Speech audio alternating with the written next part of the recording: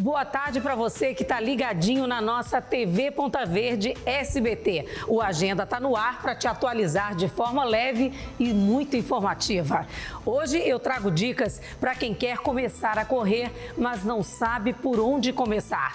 Tem também bate-papo com um personal sobre a importância da atividade física para os idosos para manter a qualidade de vida. Você vai conhecer a história de superação da Selminha, uma cadelinha que foi resgatada com sequelas de sinomose e não conseguia andar. Mas essa história teve final feliz. Tem ainda orientações com um cardiologista sobre os perigos da pressão alta e dicas preciosas para as mamães que estão amamentando. E para fechar, tem exposição de arte das terras de Graciliano Ramos e música com João Cipá. Roda a vinheta, Matheus, porque o Agenda tá só começando.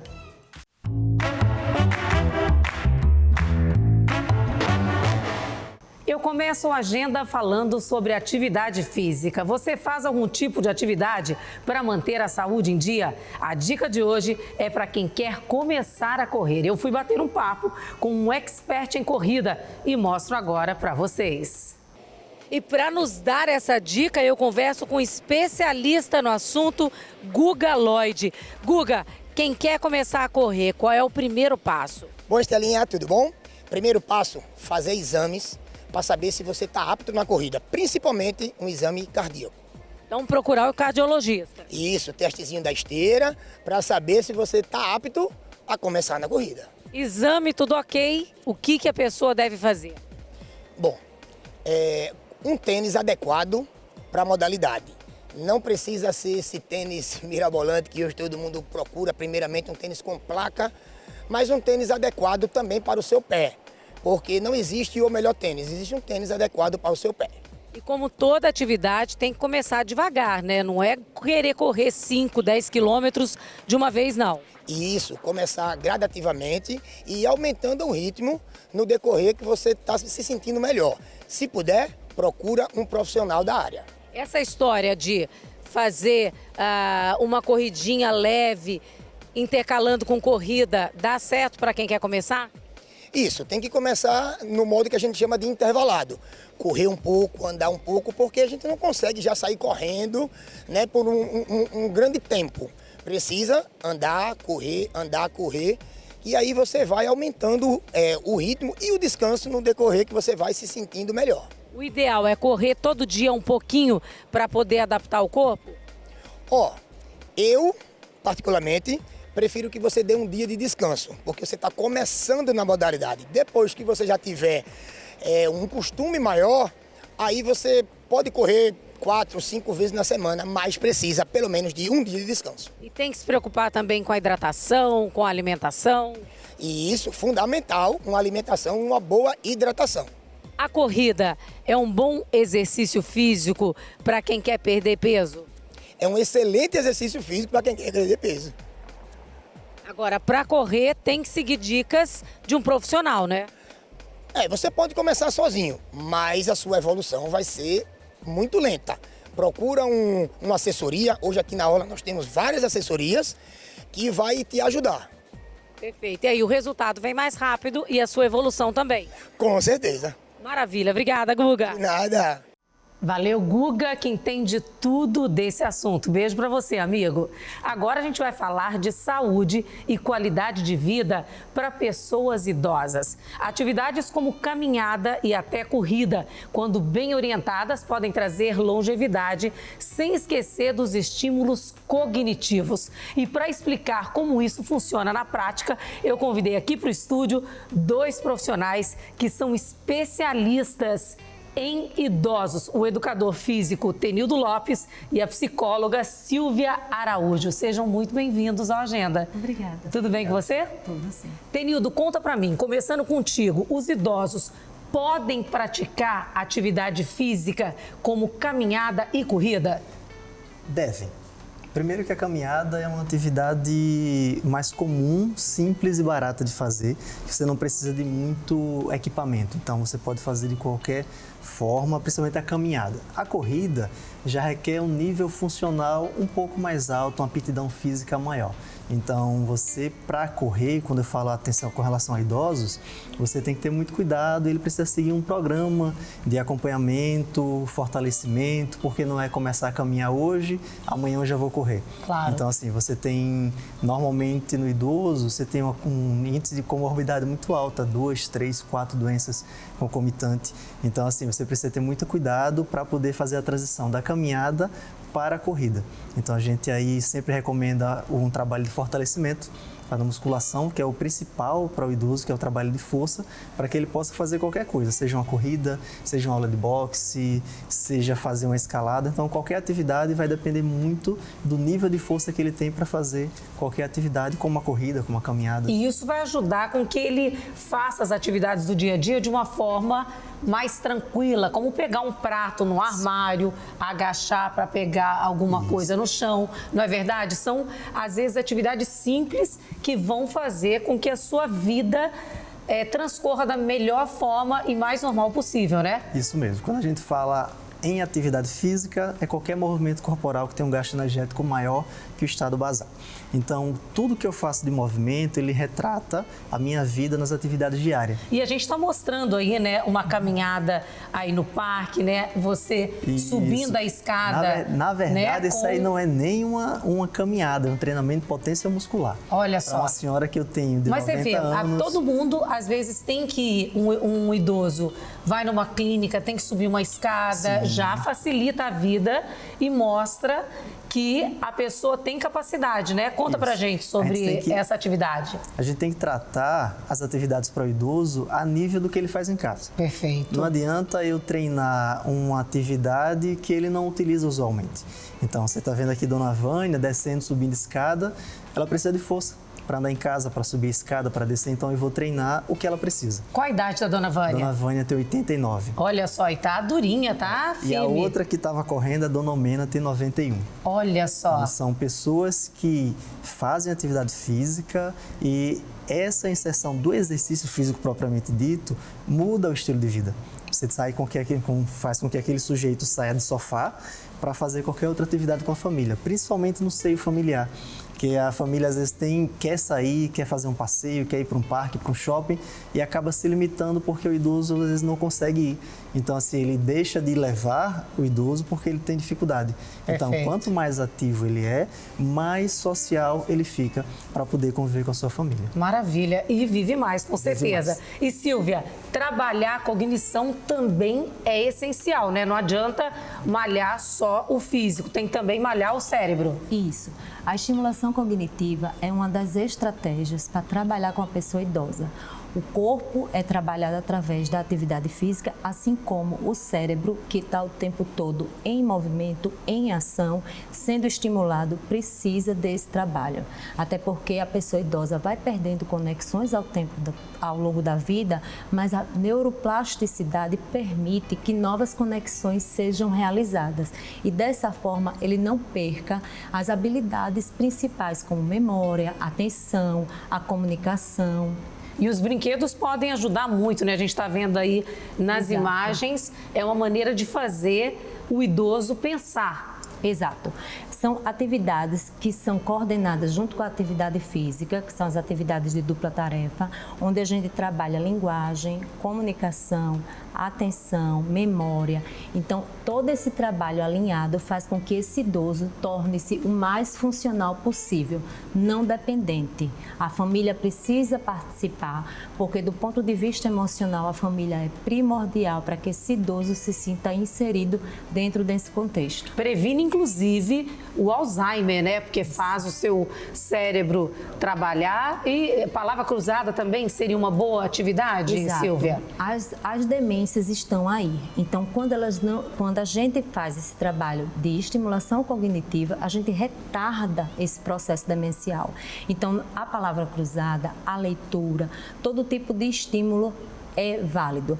Não deixar o idoso sentado na frente do sofá, assistindo TV o dia todo e no celular, passando vídeos rápidos, isso não é estimular. Perfeito. Isso é retardar, porque ele não está trabalhando a mente, ele não está fazendo com que a mente seja estimulada, seja para que o idoso pense, para que o idoso pense e raciocine, para que o idoso trabalhe a memória. Esse tipo de idoso que fica sentado na frente da televisão o dia todo e no celular só vendo vídeos, está retardando o processo dele. É um candidato a uma demência... O processo demencial. Mais rápido, não é verdade? Exatamente. E, Tenildo, você, quando você vai fazer atividade com os seus pacientes, né? Com os seus clientes, com os seus atletas, os seus atletas, claro, né? 80, 60, 70 mais, muitas vezes os bisnetos, os netos podem participar dessas atividades, sim, porque ali naquele momento em família, que muitas vezes o idoso pode estar lá no sofá e um bisneto, um neto está brincando com a bola, isso tudo estimula? Eu passo muito por isso. Tem um bisneto do seu Osíris, que toda atividade que a gente vai fazer, ele pega a cadeira dele, bota entre o biso e a bisa dele e faz o alongamento, faz o aquecimento. Olha que legal. Pega os joguinhos, bota um jogo separado, ele já tem uma camisa nossa, faz parte da nossa equipe. Também faz parte, olha que legal. Que é o Otávio. É o seu estagiário. É o meu estagiário, sabe? Meu aluno mais novo. Então, assim, é muito interessante a participação da família, sabe? Você está vendo os vídeos que a gente coloca no Instagram, a gente fala sempre assim, todo vídeo que eu coloco traz um reconhecimento para aquele idoso, porque muitas vezes um parente que nunca mais o viu, que não sabe como é que ele está, quando vê o vídeo no Instagram, liga para ele. Olha só. Então, tem família que quando eu não boto o vídeo, você nunca mais botou o vídeo do meu pai, do meu tio. Por quê? Porque eles gostam de ver, né? E entram em contato E com os seus eles. vídeos também servem de inspiração, né, para outras famílias, sim, né? Para fazer a mesma coisa que você está ensinando ali com o seu ente querido, não é verdade? Isso. Nós temos no Instagram, nós temos vários vídeos explicando, ensinando como fazer, porque a gente tenta ajudar pessoas que não estão perto da gente, tá? Em breve terei o meu curso, já daqui para maio, o curso vai estar no ar, que a gente vai estar ensinando novos profissionais e também facilitando a vida das pessoas que acham que o idoso não pode fazer mais nada. Olha aí. A gente tem aquela questão, já tem 80 anos. Não tem isso não, né? Não. O nosso trabalho, quanto profissional de educação física, como psicóloga dentro da nossa equipe, que é a equipe 60 mais ativa, é dar luz e dar vida àquele sujeito que muitas das vezes está esquecido ali no canto. Maravilha. Trazer ele de volta para o seio familiar, mostrar umas novas possibilidades. Trazer longevidade, trazer né? longevidade. Um envelhecimento com mais saúde, isso, não é verdade? Trazer menos saúde, quedas. Menos queda. Então, você falou bem com relação às quedas. Queria deixar uma dica aqui para você não deixar o seu idoso cair, certo? Quando você perceber que ele está com dificuldade para levantar, com dor no joelho, está cambaleando, desequilibrando quando caminha, então cuide, porque aquilo ali já é uma pré-queda. Perfeito. Não deixa andar sozinho, né? Não é não deixar andar sozinho, é prevenir com a prática do exercício físico para que ele saia daquele estímulo. Porque se ele está cambaleando, se ele está com dificuldade para andar, para levantar do sofá, ele vai cair. E muitas vezes o idoso reclama, com certeza, né, Tenildo? Quando está começando a atividade, principalmente, porque depois a gente sabe que eles ficam apaixonados pela atividade e criam uma relação de intimidade com vocês também, não é verdade? Nós temos uma relação muito boa. Primeiro aquela dificuldade, aquela barreira. Para começar, né?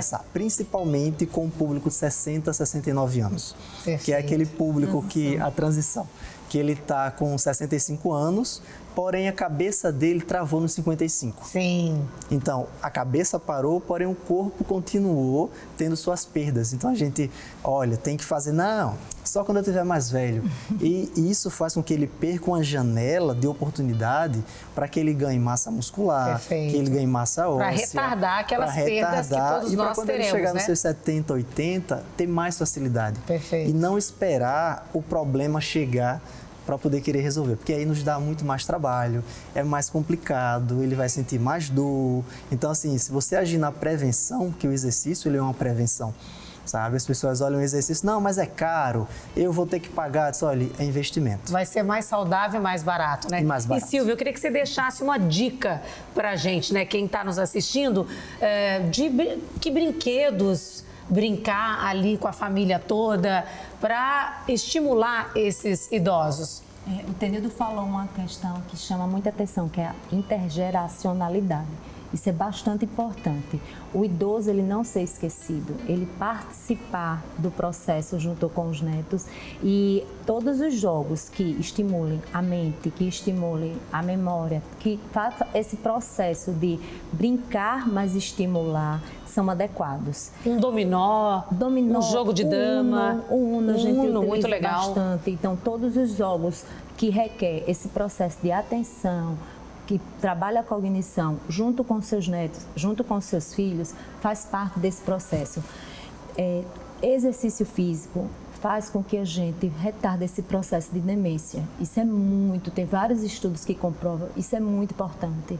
Então, alinhar exercício físico com a qualidade de vida, alimentação, todo esse processo faz com que o processo demencial, eles fiquem bem mais distantes. Nós temos idosos que passam por esse processo e a estimulação cognitiva tem retardado muito esse processo. Maravilha. Gente, eu só tenho que agradecer, né, a presença de vocês. Convidei os dois aqui, gente, para dar essas dicas preciosas, né, que servem para todos nós, né, tanto para os nossos parentes mais idosos que a gente tem em casa, né? Eu tenho sogra, tenho mãe, tenho pai, né? E para nós também, né, para a gente se prevenir, né? Hoje eu sou 50 a mais e estou fazendo atividade física aí, porque minha mãe tem osteoporose, então é prevenção. E a trabalhar sempre a parte da mente, né? Exato. Parabéns pelo trabalho de vocês e gratidão pela presença. Obrigada. Muito bom, né, gente? É isso aí, tem que se cuidar. Ainda sobre atividade física, no início do programa, eu exibi uma entrevista com um personal que deu dicas para quem quer começar a correr. Eu também conversei com um ortopedista que é especialista em pés e que vai nos dizer os prejuízos que o atleta pode ter caso não se prepare adequadamente. Vamos ver o que diz o doutor Tiago Mendonça? Pode acontecer que o paciente, sem se preparar, pode ter prejuízo em doenças pré-existentes. Uma doença cardíaca que ele já tenha, uma doença ortopédica, às vezes ele já tem uma perda de cartilagem, uma artrose do joelho, uma artrose do quadril, e essa doença pode piorar se ele não tiver o preparo antes da corrida. Utilizar o tênis correto também é importante? É importante. Muitas vezes o paciente tem uma alteração de pisada. Ele tem uma pisada muito para dentro, uma pisada pronada, muito para fora, uma pisada cava. E aí o paciente pode piorar e jogar o peso em região inadequada do corpo, no quadril, no joelho, na coluna. E aí vai trazer dor para esse paciente. Quem decide começar a correr também tem que se preocupar com a parte muscular, fazer musculação? É importante fazer a musculação, eu recomendo 3 vezes pelo menos por semana, fazer associado. É importante também que quando você iniciar, comece intervalado, a gente começa com caminhada, depois com corrida, faz 2 minutos de corrida, 2 minutos de caminhada, faça intervalado, vai aumentando aos poucos. A progressão do tempo, o ideal é que seja menos de 10% a cada semana que passe, para evitar lesões do paciente e, no caso, a dor também. Nada em excesso é bom, inclusive correr. Com certeza, Estela. Com equilíbrio a gente consegue melhora funcional, melhora da função cardíaca e muscular. Você recebe muitos pacientes que tiveram prejuízo em alguma parte do corpo por causa do excesso? Recebemos. Aqui no consultório nós temos muitas pacientes com dor muscular, lesões musculares, muitas vezes a fratura por estresse, que é quando o paciente ele corre e aumenta muito essa carga, começa a correr 5 km, daqui a pouco está fazendo 10, 12, 15 km, sem a orientação do ortopedista e acaba trazendo lesões que vão impedir a progressão desse paciente. E aí ele vai ter que parar de correr para poder se recuperar, ou muitas vezes tem paciente que nem pode voltar a correr? Exatamente. Normalmente o paciente ele vai passar um longo período para poder se reabilitar e retornar à corrida. É isso aí, como disse o nosso querido Dr. Tiago Mendonça, nada em excesso é bom, tá certo? Obrigada. Agora vamos falar sobre pressão alta. Você sabia que amanhã é o Dia Nacional de Prevenção e Combate à Hipertensão Arterial? Ela é uma doença silenciosa que muitas vezes não apresenta sintomas, mas que pode trazer sérias consequências para a nossa saúde. E para falar sobre prevenção, diagnóstico e cuidados, eu recebo aqui no estúdio o médico cardiologista Antônio Vitoriano. Seja muito bem-vindo, doutor Antônio. Muito obrigado tudo bem pelo contigo? Convite. Tudo ótimo. Excelente, muito obrigado pelo convite a todos os telespectadores. É um tema muito impactante, né? Porque é silencioso, como você falou. Perfeito. Doutor, para a gente começar, o que é a hipertensão arterial? Tá. A hipertensão arterial, ela é um dos principais fatores de riscos que estão relacionados à doença arterial coronariana, à doença cerebrovascular, a infarto e ao câncer. Perfeito. A pressão, na realidade, ela é uma fórmula matemática, onde você tem a quantidade de sangue que passa pelo aquele vaso sanguíneo, a artéria, Sim. e sobre a pressão que ela faz dentro das paredes. Então, a gente sabe que depende do coração, né, do bombeamento que ele faz e justamente do que ele toca na parede do vaso. Então, isso a gente passa por uma fórmula matemática e a gente consegue ver por métodos gráficos em medicina. E qual é o sintoma que chama a atenção, né? Ela é considerada uma doença silenciosa, mas em que momento que a pessoa deve acender aquela luz vermelha? Estela, é uma coisa que a gente recebe muito no consultório e às vezes nos serviços de emergência. O paciente chega às vezes com queixa de dor de cabeça. Sim. Que por muitas vezes a gente não sabe dizer se é causa ou consequência da pressão elevada. Perfeito. Às vezes a pressão elevada pode ser relacionada a um mecanismo de dor. Entendeu? Uma cefaleia pode estar levando o paciente a aumentar a pressão. É comum que venha a queixa de cefaleia, mas também dor no peito, tontura, sensação de zumbido. Isso é muito comum nos serviços de emergência. E é por isso que quando a gente vai para um serviço de emergência, a primeira coisa que eles fazem é medir a nossa pressão, porque ali pode estar a explicação do que a gente pode estar sentindo. Exatamente. A gente faz triagem nos pacientes que chegam, né, com a queixa que eles estão mencionando, a gente consegue colocar de acordo com o serviço. Existe um protocolo chamado de Manchester. Não sei se você já foi a algum serviço de emergência que você recebe uma pulseira com a cor que Sim. pode ser vermelho emergência, que você vai para uma sala vermelha, amarelo, que é atendido em até 1 hora, e verde, que é até 3, 4 horas, a depender do serviço. Perfeito. E doutor, quais são os principais fatores de risco, né, para se desenvolver a pressão alta? Existem, o principal de todos é um fator genético, que a gente sabe que uma família que tenha já esse fator de risco predominante no núcleo familiar, já existe uma predisposição. Existe o estilo de vida ao qual o paciente está sendo exposto, por exemplo, estresse emocional, ingestas de sal de cozinha em grande quantidade. Às vezes o alimento ele não precisa ser salgado. Por exemplo, um alimento que tenha muito conservante, muito sódio, é um alimento nocivo para o paciente. Outros fatores podem ser o sedentarismo, o uso de cigarros, tanto o convencional quanto o cigarro eletrônico. E, além do mais, uma noite sem dormir. Entendeu? O sono é muito importante, né? né? Muito importante. 2025 foi um ano que se falou muito nos congressos internacionais a respeito do sono. E a gente está vendo aí na tela, né, algumas métricas, né? Exato. Eu queria que você explicasse para a gente. Aquela primeira medição em azul significa...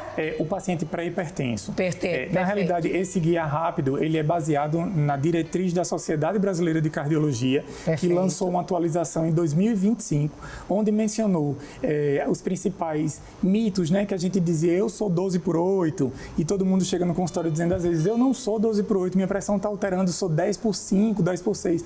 Existem algumas situações que a gente precisa esclarecer, que ser pré-hipertenso precisa estar ali abaixo de 130/89. Perfeito. E aí esse paciente ele merece atenção. A gente precisa saber se aquele sono, se aquela atividade física, se aquela dieta, se ela está sendo bem manejada, para que a gente possa dizer, olha, essa pressão ela está assim agora ou ela está ficando mais alta em algum momento em casa, no sono, por exemplo. Entendeu? E aí é possível, então, prevenir. Por exemplo, se a minha mãe é hipertensa, eu posso também desenvolver essa questão. Isso. Então, é importante eu prevenir. Isso. Como? avaliação cardiológica com frequência, né? A gente hoje esquece aquela ideia de só vou fazer o meu check-up uma vez por ano. Não, o ideal é particularizar. Tem pacientes que precisam ser vistos mais de uma vez ao ano, né? Para a gente poder ter alvos cardiometabólicos, tipo LDL, colesterol total, LPA, que saiu nas últimas diretrizes, a importância da apolipoproteína B, que o pessoal não quantificava tanto e hoje é algo que é prudente a gente saber. Ver a questão da atividade física antes, passar por um cardiologista para você ser liberado mesmo para atividade física, evita alguns contratempos e morte súbita, né? Claro. E às vezes descobrir se existe ou não alguma patologia que talvez até contraindique. Hoje, eu percebo que os meus pacientes, quando chegam lá, eu sempre falo, olha, o ideal é que a gente faça um acompanhamento multidisciplinar.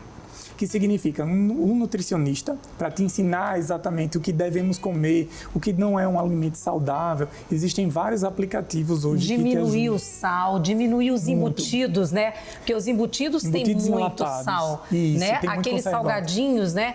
Que a gente acha que agiliza ali naquele momento, mas que são um perigo, né? Um veneninho. A gente sabe que embutidos enlatados são, inclusive, causas de câncer. Olha então, só. A gente precisa saber que o câncer e a doença hipertensiva, assim como a doença cardiovascular, eles compartem fatores de risco. Perfeito. E, assim, uma outra coisa que chama atenção é o fato do paciente precisar diminuir o sal de cozinha, fazer atividade física, melhorar o sono.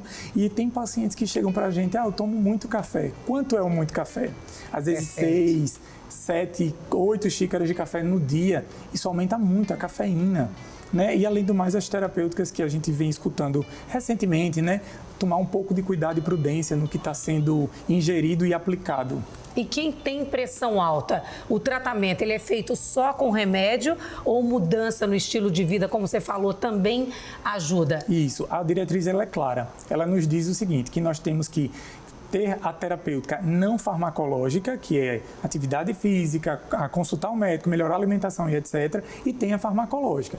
Hoje a gente sabe que precisa, inclusive, atuar de uma maneira em combinação, mas precisamos que os medicamentos eles sejam, de preferência, combinados, que você facilita a aderência do doente. Ao invés de você estar dando um comprimido de manhã e um de noite, um comprimido só com as duas substâncias. Só que a gente precisa ver primeiro a tolerabilidade. Será que ele aguenta os 2 antipertensivos ou um só? Qual é o melhor momento?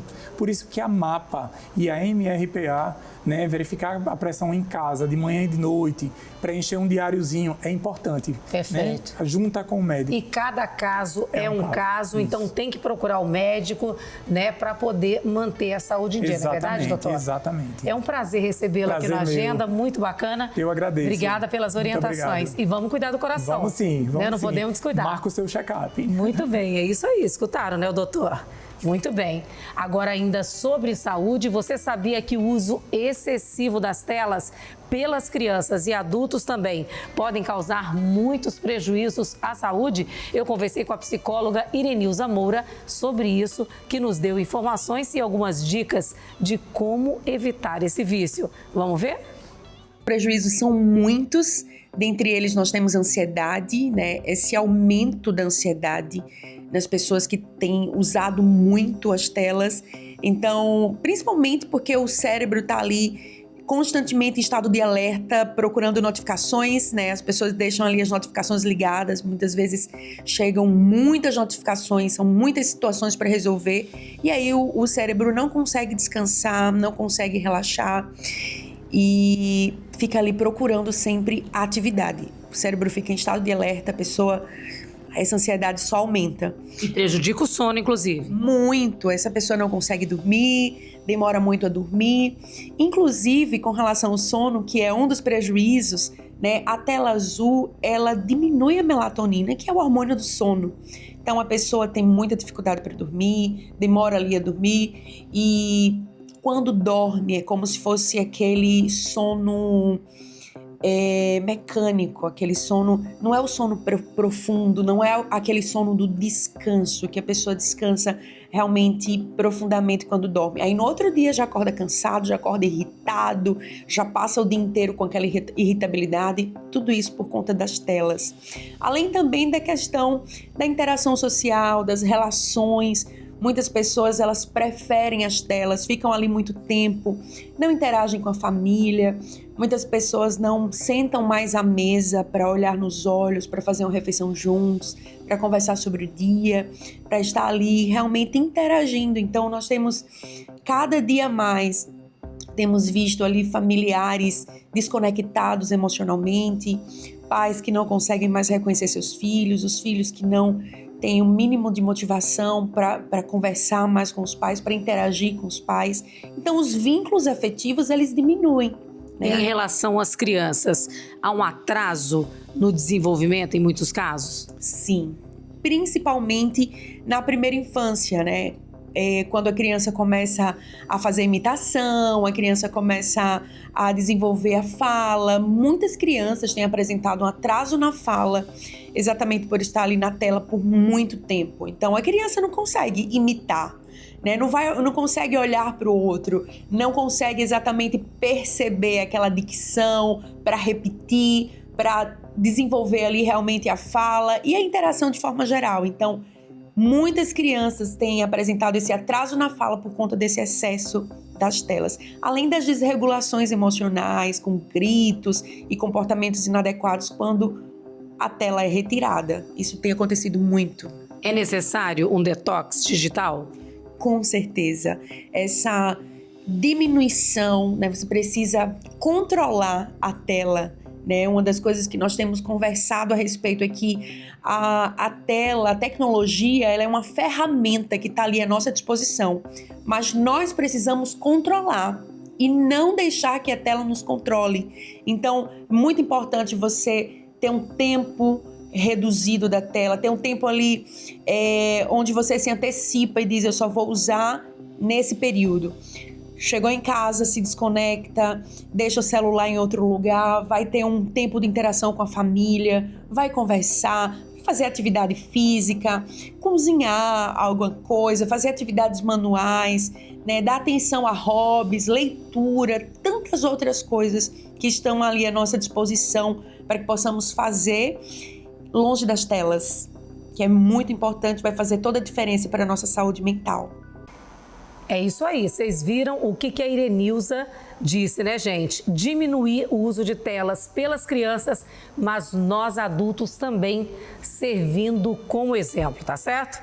E a gente segue falando sobre saúde agora para a mãe e o bebê. Você tá com dificuldade para amamentar ou tem dúvidas sobre essa fase de vida? Então fica aqui comigo, porque hoje eu convidei para o estúdio a enfermeira especialista em amamentação, Luciana Albuquerque. Luciana, seja muito bem-vinda ao Agenda. O prazer é meu e o prazer é nosso quanto à Semente, né? Que eu também estou representando a minha empresa. Então, é muito importante esse momento, né? Estamos chegando no mês de maio, né? Justamente. Justamente. Eu tenho muitas mamães ganham bebês, né? No mês de maio. Então, é importante a gente trazer essa pauta que é tão difícil hoje para o público, né? Independente da sua condição social. Luciana, eu vi que você trouxe aí boneca, tem também aí um fantoche. Existe uma maneira certa de amamentar? Sim, existe sim uma forma correta para amamentar.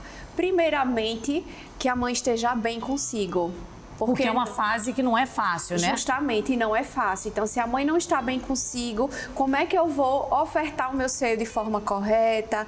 Como é que eu vou me sentir confortável? Se a mamãe não estiver confortável, ela não vai conseguir. Se ela não tiver uma rede de apoio, né, que dê esse suporte para ela tomar uma água, se alimentar, não vai ser tão bem sucedida na amamentação como uma mamãe que consegue seguir, deixa fluir o processo, né? São tantos hormônios que participam do processo. É uma mudança muito grande, né, na vida da mulher. Justamente. A gente está vendo aqui na tela, né, as dificuldades na amamentação. A pegada incorreta que pode causar rachaduras. Isso. Aí eu queria que você ensinasse a gente, então, qual seria a pegada correta da boquinha do bebê, né, no peito da mãe. O que é que acontece? Esse bebê, ele precisa abrir bem a boca. Então, às vezes, a mamãe tá super impaciente e quer botar logo no seio, porque o bebê tá chorando demais, tá estressado, né? Porque a mãe não pode escutar o bebê chorar, que é Já acha fome. que é fome, é. Justamente. Então, as mamães, elas têm que ter a paciência, esperar esse bebê abrir o bocão e trazer para sua mama o bebê. E não levar o seio para a boca, porque o que é que vai acontecer? Tem que ser o bocão do bebê aberto para poder chegar com o peito. Justamente, porque se esse bebê ele não abre o bocão para poder pegar de forma correta e fazer o trabalho com a língua, com a mandíbula, o que é que acontece? Ele vai ficar no bico, que é no mamilo. Mordendo o mamilo. Vai ficar chupetando e vai machucar essa mamãe. E é isso que vai machucar, então, que vai causar rachaduras. E aí o que vai acontecer? A mulher não vai querer dar o peito, né? Porque tá machucando, tá doendo. Justamente. Aí não vai produzir, porque a produção do leite vem por causa da amamentação, estímulo não é correto. verdade? Isso, se eu não tenho um estímulo correto, né? Porque eu sou a fábrica e o bebê é o quê? O trabalhador. Então, se eu não promovo esse estímulo correto, o que é que vai acontecer? Eu não vou ter uma produção eficaz para poder manter a saciedade e promover a saciedade desse meu bebê. E por que a gente fala da importância da amamentação? Porque a mulher, ela vai, é claro que toda gravidez, a mulher ganha o peso. Isso. E a amamentação vai fazer com que a mulher ela volte ao corpo normal, não é verdade? Por isso que é importante que você que está nos assistindo aprenda e tenha paciência, porque é um momento de muita paciência, né? Eu sou mãe, já tive bebê também, não é brincadeira, não. Não, né? O cansaço chega, é um pós-operatório, seja um parto cesárea ou parto normal, né? Então o corpo ele precisa voltar ao normal. Deus é tão perfeito, né? O nosso corpo ele é tão perfeito que ele reconhece que o bebê nasceu e que ele precisa voltar para o lugar, né? Então, é a involução uterina, a produção de leite e a excreção de leite. Olha aí o boom de hormônios que participam nesse processo. É verdade. E como saber se a mãe está dando a quantidade ideal do leite? O que é que acontece? Esse bebê ele vai ter uma produção de xixi adequada, vai ter fezes presentes na fralda, então você vai saber pela quantidade de vezes que você está trocando a fralda, ou seja, um mínimo você vai trocar 6 fraldas por dia. Né? Fora que esse bebê ele vai se sentir saciado, ele não vai ter tanta alteração de comportamento. Eu costumo dizer que vamos começar a entender. Quando eu tô com fome, eu não fico irritado. Sim. Então a forma do recém-nascido verbalizar é como? Chorando. Ele reclamando. Chorando. E o choro é o quê? É irritante. Tô com fome, cadê minha comida? Então é um bebê que vai ter uma perda de peso, né? Porque ele tá tentando extrair o leite, mas ele não tá vindo. Então a amamentação ela é uma atividade física para o recém-nascido. E o excesso também não é bom, não é verdade? Isso. O excesso faz com que o bebê fique botando aquele leite para fora. Sim. Então o estômago do bebê nos primeiros dias de vida é muito pequenininho. Nas primeiras 48 horas o bebê comporta 10 ml de leite. Então eu vou dar 30 ml, ele vai botar para fora. Então tem que saber dosar que nem sempre o choro é fome, pode ser dor, a falta da presença da mãe, né, do cheiro da mãe, que é o carinho. Então a mãe deve se permitir a sentir a energia do seu bebê e se ligar com ele. Agora tem muito tabu também sobre a mulher que amamenta. A mulher que amamenta, por exemplo, o peito vai cair. Isso não é verdade, não é verdade? O que é que acontece? Não é a amamentação que faz o seio cair. O nosso seio ele cresce mais do que o normal, mais do que o esperado. Sim. Né? Então é normal que a gente tem ligamento, tem terminação nervosa na nossa caixa torácica onde fica o seio. Então é esperado o quê? Que às vezes algum ligamento tenha um estiramentozinho e a mama fica um pouco mais flácida, faça um pêndulo. Por conta disso, por causa dessa mudança brusca de tamanho da mama. Não é a amamentação que faz o seio cair, e sim o processo da adaptação física da gente para a fisiologia da amamentação, do processo. Eu vou pedir pro pessoal da produção colocar de novo a arte aqui. A gente falou sobre a pegada incorreta que vai causar essas rachaduras, né? Como fazer para acabar com essas rachaduras e o que fazer se o peito da mulher rachar, nesse caso? Temos várias condutas em relação a isso, né? Fora a gente corrigir essa pega do recém-nascido, né? Então, você ter um profissional capacitado que lhe oriente quanto a isso, né? A pega do bebê, esse ajuste fino. O passar o próprio leite materno no seio ajuda na cicatrização. Algumas lesões necessitam do laser, isso aí é fato. Mas isso a gente indica mediante uma avaliação do profissional. Só o médico é que vai dizer, justamente, né? Um médico, um enfermeiro especialista, é um conjunto, é uma equipe multidisciplinar que dá assistência a essa mulher. Agora, uma coisa é certa, é uma fase que a mulher fica muito estressada. Então, o cansaço, o estresse, isso pode atrapalhar na produção do leite. Então, quem está em casa dando suporte tem que ajudar, põe a mãe para descansar, né? Fica um pouquinho a avó, o vô, ou o pai, né? A babá ou a funcionária, não é verdade? Porque os fatores emocionais, como ansiedade, insegurança, expectativas que está aqui, também influenciam, não é verdade? A cultura. Porque o que a gente às vezes percebe? A vovó, o vovô, a bisa. Porque na minha época foi dessa forma, então tem que ser assim, vai acontecer dessa forma, vai sangrar, vai machucar, mas vai cicatrizar. Engole o choro. Então, assim, existe também o fator cultural. Ainda existe, né? O que a gente quer. Então, o meio familiar, ela influencia muito a essa puérpera, que está frágil, né? Que está se achando impotente como um recém-nascido, que muitas vezes se olha no espelho e não se acha bonita, né? Pela mudança do puerpério. Sim. Então, é importante a gente ter essa rede de apoio, essa rede familiar, fora o seu companheiro. É isso aí, ter paciência, né? Em enfrentar essa fase da mulher da melhor maneira possível, né? Com essa rede de apoio, não é não? É verdade. Porque tudo passa, inclusive essas dores e essas rachaduras, É um né? processo de adaptação que a gente ajusta da melhor forma possível, orienta e acompanha, né? E que faz com que seja mais leve o puerpério, que a mulher se adapte de uma melhor forma possível junto com a sua rede de apoio. E que o leite materno é o alimento mais saudável, né?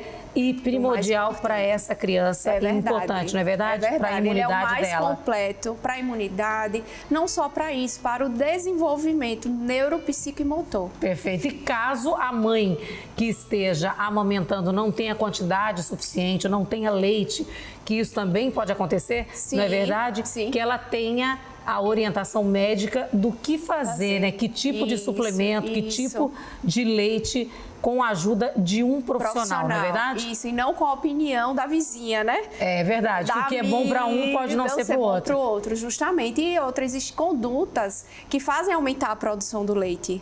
Né? Tanto que a gente vê mamães adotivas que começam a ofertar o seio para o bebê. Verdade, porque é tudo questão, às vezes, psicológica, né?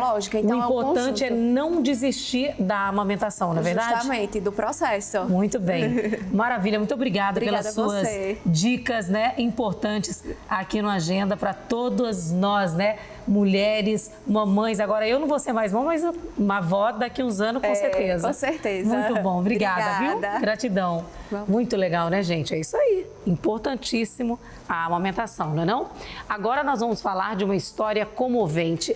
A Selminha é uma cadelinha que foi resgatada com sequelas de sinomose. Ela não andava e precisou passar por um tratamento intenso, inclusive com a utilização de células-tronco. Um abandono terminou numa história com final feliz. Vamos ver na reportagem. Selminha é uma cadelinha que foi resgatada pelo abrigo São Cão há 2 anos. Ela estava com sinomose, o que acabou afetando o sistema nervoso e a parte motora dela. Sem condições de ficar no abrigo, Selminha foi levada para uma clínica veterinária. A Selminha foi um resgate que nós recebemos um pedido de uma vizinha da casa onde ela estava. Ela estava chorando muito, gritando demais, e essas pessoas não sabiam lidar com isso. Aí ligaram para mim, eu dei um pulo lá. Quando eu vi, eu notei que ela tinha os sintomas de sinomose. Ela estava deitada numa varanda, com muitas fezes, muitos dias que ela estava lá, sabe? As mulheres só colocavam um pouquinho de água para ela e comida, mas não limpavam nem nada. Aí quando eu vi que ela estava com sintoma de sinomose, eu fui lá, lavei ela todinha, limpei tudo. Ela já melhorou, sabe? O estado dela ficou mais calma. E eu levei ela para o abrigo e tentei tratar no abrigo, dar os primeiros socorros, né? E fazer os procedimentos que eu faço com os cachorros de sinomose. Só que passou algum tempo e ela não estava surtindo efeito o que eu estava fazendo lá, né? Na clínica, ela recebeu células-tronco, passou por sessões de eletroacupuntura, laser e sessões de fisioterapia na esteira. Ela chegou numa situação de debilidade, né, geral, não andava, e nutricionalmente também bem afetada, né, saindo de um resgate feito, né, de um local que ela estava bem insalubre. E nós fizemos os exames, detectamos que ela estava com anemia, com sequela de sinomose e também sem conseguir andar, né, fraqueza muscular, muita dor. E a partir daí, com esse diagnóstico feito, a gente iniciou o tratamento, né, com ela. E nós conseguimos, né, uma reabilitação. Hoje em dia ela anda, ela é a nossa mascotinha aqui da clínica. Os 2 anos de tratamento intensificado, mais o amor de toda a equipe da clínica veterinária, ajudaram Selminha a voltar a andar. O abrigo fez diversas campanhas para tentar adotar a cadelinha, mas por ser um cãozinho idoso e com sequelas, não houve sucesso. Doutora Carla resolveu ficar com Selminha, que já virou mascote da clínica. A clínica que adotou, não somente eu, né, a veterinária responsável pelo caso dela, pela clínica, mas toda a equipe, todos se revezam para olhar se a Selminha está bem, se está tomando, né, se está aplicando os colírios, se está comendo direitinho. E tem clientes que sempre chegam aqui e já perguntam por ela. Então, há 2 anos aqui, né, então ela já fazia parte, na verdade, da família Harmony Pet. A gente só está concluindo, né, concretizando de uma forma mais explícita, né, para todo mundo saber que é possível adotar cães idosos, que as pessoas adotem, dêem oportunidade para eles. Ela é uma cachorrinha muito tranquila. Quantos outros Selminhas não existem por aí, né, precisando de um lar? Sabendo que ela vai ficar com a doutora Carla, não tinha pessoa melhor no mundo para poder cuidar dela, sabe? Ela gosta demais da doutora também, a pegada da doutora ela, sabe? Então foi um final feliz, né, na história da Selminha. Assim como Selminha teve um final feliz, 2.200 cães que estão no abrigo São Cão, que fica em Marechal Deodoro, esperam ter a mesma sorte e uma adoção consciente. A luta é muito árdua, sabe? Mas também ela é muito satisfatória, sabe? Quando a gente vê os cães se recuperando, lá no abrigo todos os cães estão todos gordinhos, um ou outro que está magro é porque chegou agora, está em tratamento, né? Mas o meu pagamento é esse, é ver eles lá felizes, brincando, apesar da falta de estrutura. Não existe animal infeliz lá, todos eles são alegres até demais.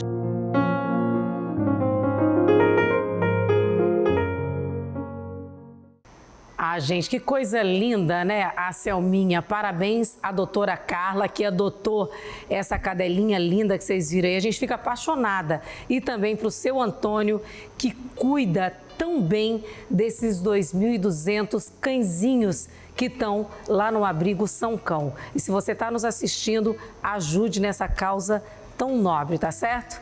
Beijo para vocês dois e beijo maior ainda para nossa Selminha, que teve final feliz e tá linda, super saudável, tá certo?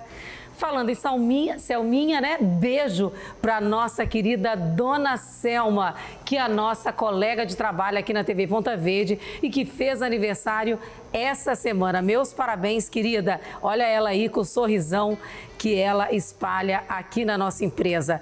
Beijo também para Erivânia, de Jacarecica, que está sempre ligadinha na nossa programação.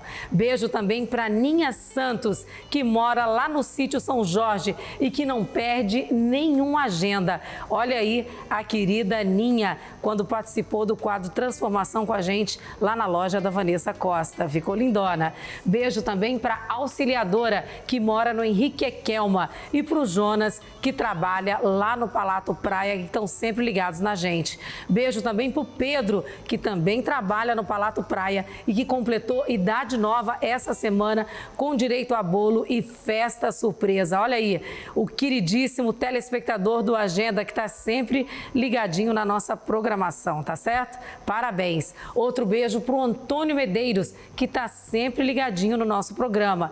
Beijo também para o Luiz Zilmar, da Ponta Grossa, e para Luzia Amélia Miroró, que mora lá na Avenida Maceió, no Tabuleiro do Martins, e que está sempre nos assistindo. Olha aí o sorrisão da nossa telespectadora. Que linda, não perde nenhuma agenda. Beijo beijo também para Karine Michele, tá certo? E beijo para todos vocês que nos assistem e que interagem comigo através do meu Instagram ou do Zap do Agenda, tá certo?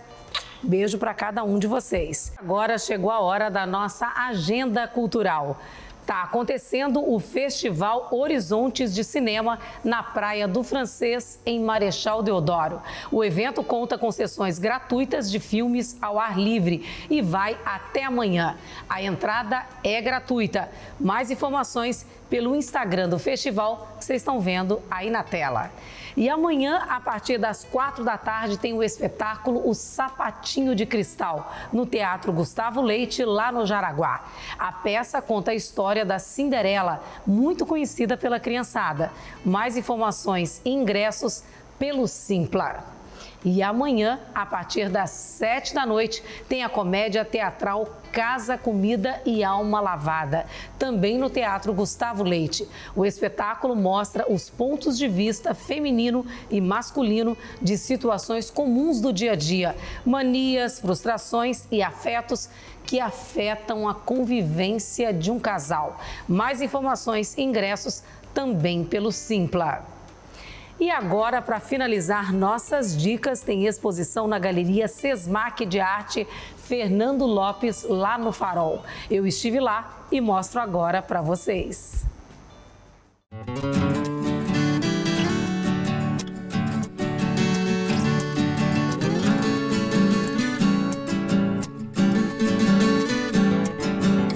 A exposição reúne mais de 40 obras de arte de 26 artistas de Palmeira dos Índios e de Quebrangulo, cidades onde nasceu e viveu Graciliano Ramos.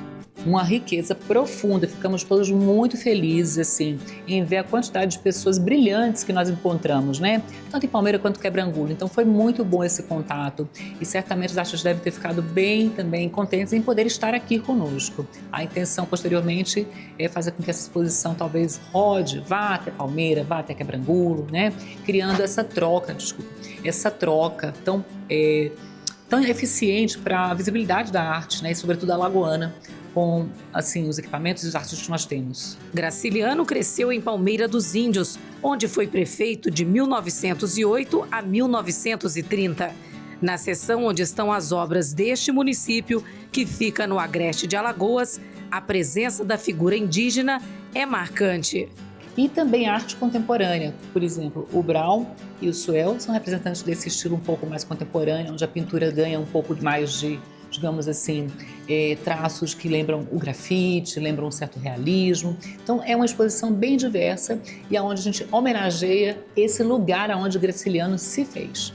Já no espaço voltado para os artistas de Quebrangulo, obras que remetem à cultura negra chamam a atenção, além de vestimentas típicas do local e artesanato em cerâmica. Fazer a curadoria dessa exposição foi um pouco trabalhosa, mas ao mesmo tempo uma alegria enorme saber que o potencial de Quebrangulo e de Palmeira dos Índios realmente nos encantou.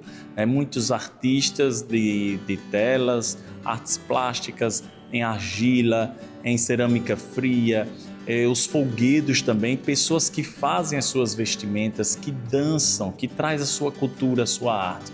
Mas também trazendo o folclore, por exemplo, em Quebrangulo, que é forte, como a Nega da Costa, o Bumba Meu Boi, que em Quebrangulo especificamente é chamado de Boi de Zé de Lica, porque Zé de Lica era o senhor que construiu esse boi e ele próprio se apresentava nos eventos culturais de Quebrangulo. Então, realmente, assim, o Vando, né, que traz a arte em madeira, fazendo aí o registro dos pássaros da Mata Atlântica. Quebrangulo tem uma grande reserva biológica, que é a Pedra Talhada, e o Vando confecciona, ele fabrica essa arte e esses pássaros em madeira. A exposição A Arte e a Cultura nas Terras de Graciliano é gratuita e vai até o dia 15 de junho na Galeria Sesmac de Arte. Alagoas não é somente o litoral, Alagoas também são as serras alagoanas, Alagoas também é o agreste, Alagoas também é a zona da mata, Alagoas também é o sertão. E nessas regiões tem muita gente boa, tem muito artista e eles estão muito felizes porque é uma oportunidade que o Sesmac está dando em trazer as obras deles para uma galeria de arte, trazer para Maceió, nossa capital. Então, é uma troca de saber, é uma troca de experiência muito rica para todos nós.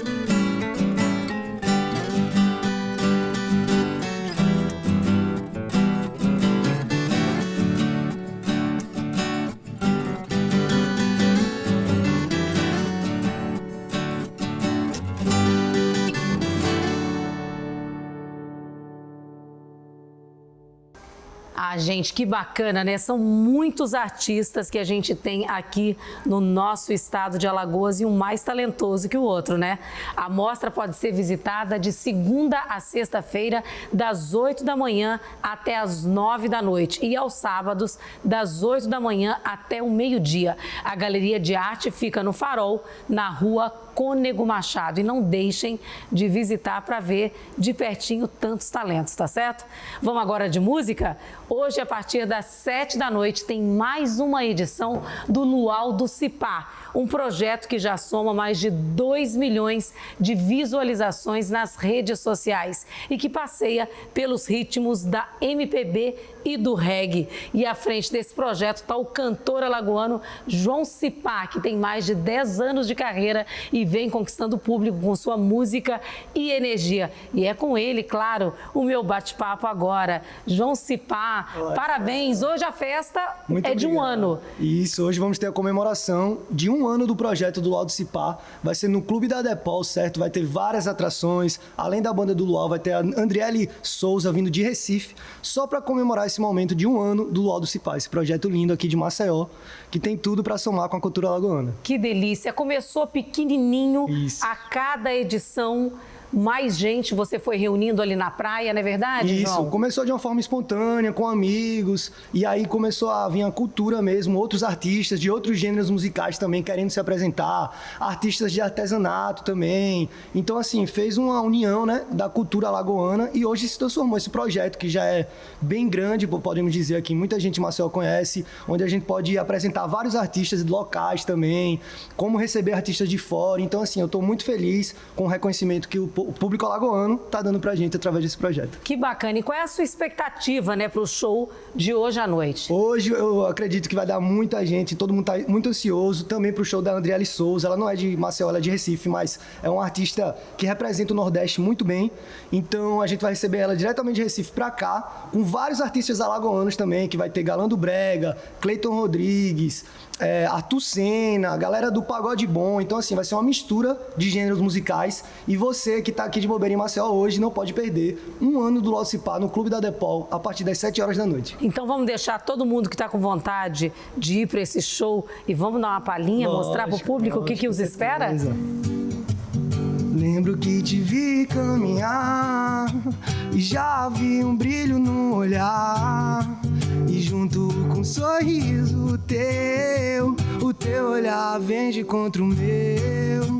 E o meu dia se fez mais feliz, mesmo sem você perto de mim. E mesmo longe de mim, me namora. Pois quando eu saio eu sei que você chora e fica em casa só contando as horas.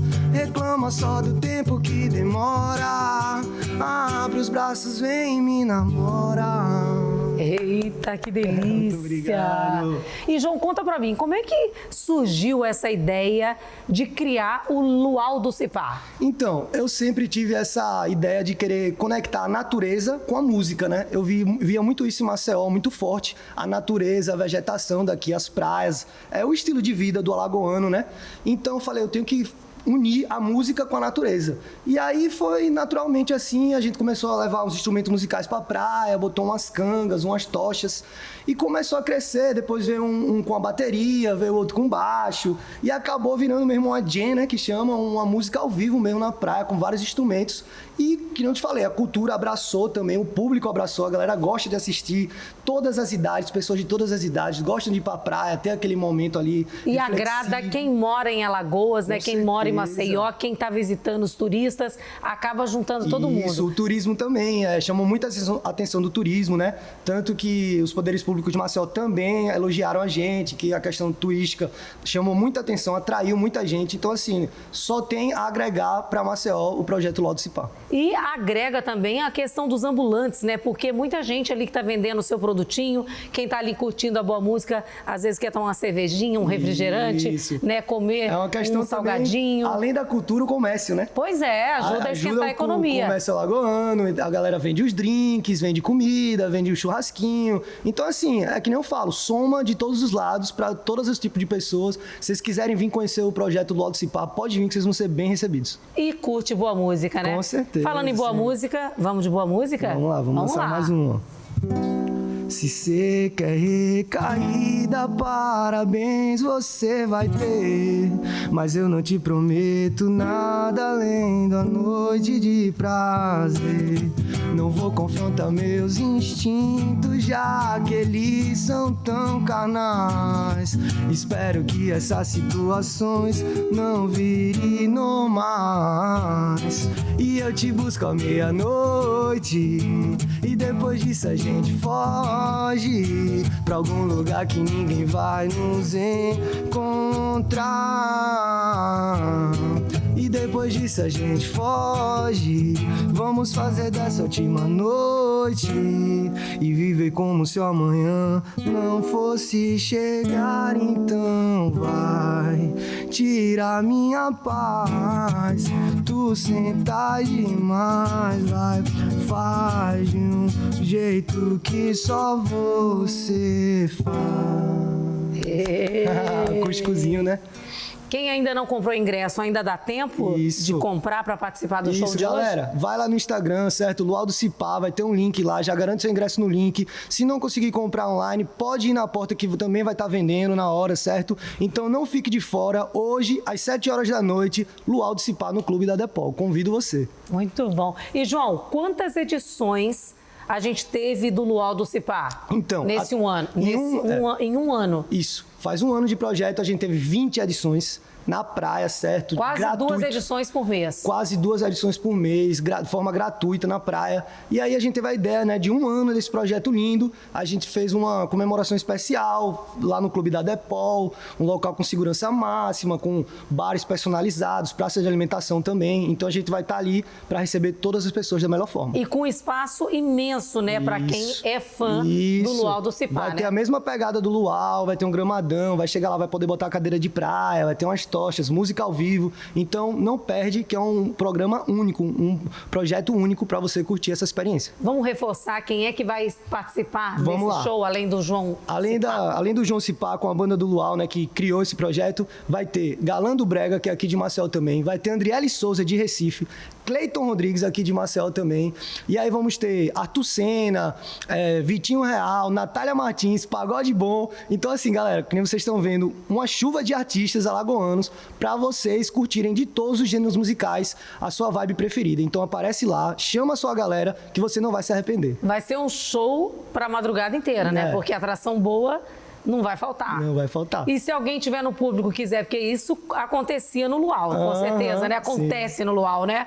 Às vezes ali tá assistindo o show, é um cantor que sabe cantar, vai ter chance também. Lógico, a gente sempre abre o palco, né, para artistas. Legal. Às vezes até o próprio cantor tá com vergonha, um amigo fala, ele sabe cantar, a gente vem, aí ele vai no palco, canta. Então, assim, surpreende, né? Surpreende sempre. Então, assim, é muito bom isso do Luau, de ter essa participação do público com os artistas também, entendeu? É uma coisa mais formal mesmo, de todo mundo estar ali à vontade para relaxar, para refletir, para curtir a natureza. Então, assim, vai ser muito massa, galera. Espero todos vocês lá. Então, é um projeto que revela aí novos talentos, com certeza, né? É possível. Com certeza. A gente já trouxe muitos artistas alagoanos para cantar lá.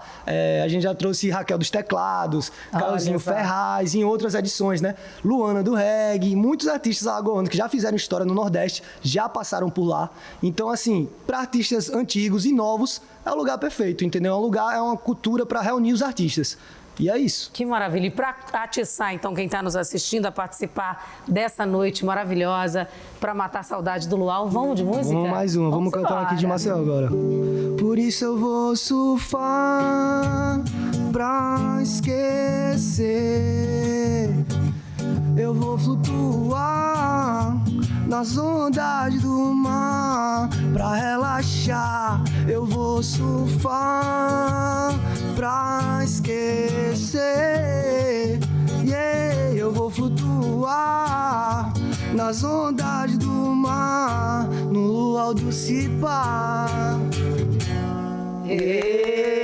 Muito delícia. Que muito bom, Estela. Você também está convidada, com viu? Para ir pro luau. Pode aparecer lá. Já participei de algumas edições ali na praia, né? Espiando de longe. Muito bom. Curtindo, né? Porque música, aquele litoral maravilhoso. Aliás, o litoral que a gente tem aqui em Alagoas, né? E essa musiquinha tem tudo a ver. Tudo a ver. Tem que ser valorizado, né? Com tipo certeza. assim, às vezes a galera não vai muito, costuma ir muito pra praia à noite. E aí o luau já é um convite de você estar à noite na praia, curtindo uma música. Então, assim, a gente super valoriza ali também o Marco dos Corais, que foi onde começou o projeto, a Pajuçara, né? Sim. Então a gente já é o terceiro local agora que a gente já vai fazer o luau no Clube da Depol, que é na praia de Jacarecica. Então a gente tá valorizando também os espaços noturnos, né? Na praia aqui de Maceió e tal. Às vezes a Isso pessoa... prova que o luau do Cipá pode estar em qualquer local. Né? Lugar bonito e bacana não falta, né? A galera vai pela energia. Muito entendeu? bem, isso aí. E sobre esses 2 milhões de visualizações, você imaginava que o projeto, quando começou pequenininho, ia dar nisso? Olha, Estela, pra falar a verdade, eu não imaginava. Foi uma coisa assim, um boom, né? Foi uma explosão que deu, porque... Ao mesmo tempo que começou a crescer a quantidade de público, de pessoas para ir ver as apresentações e curtir o luau, também a internet, né, veio se movimentando, muitos influenciadores começaram a participar, a divulgar.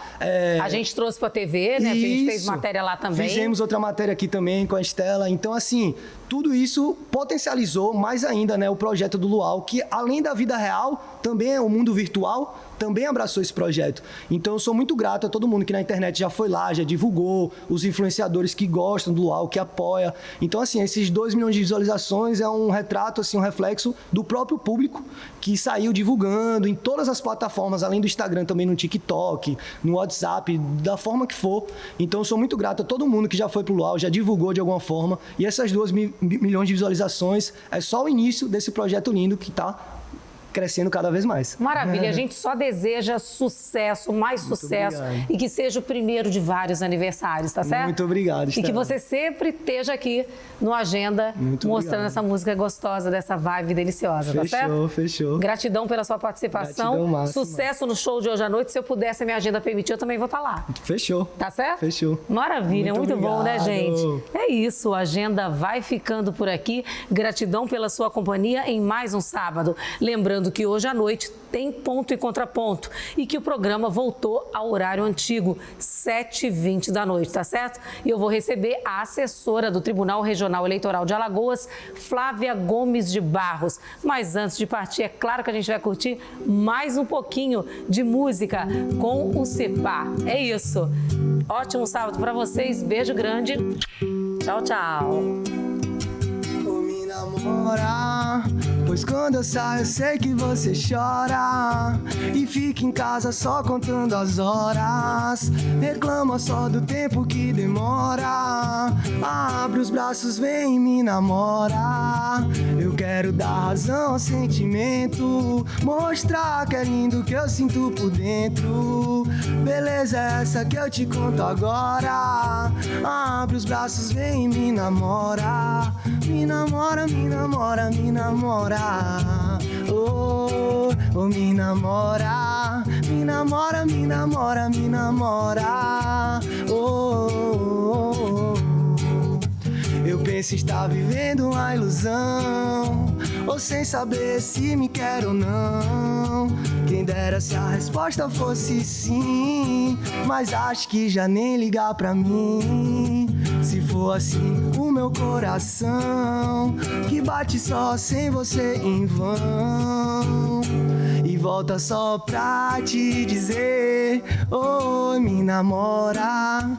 Pois quando eu saio eu sei que você chora e fica em casa só contando as horas, reclama só do tempo que demora, abre os braços, vem e me namora. Muito obrigado.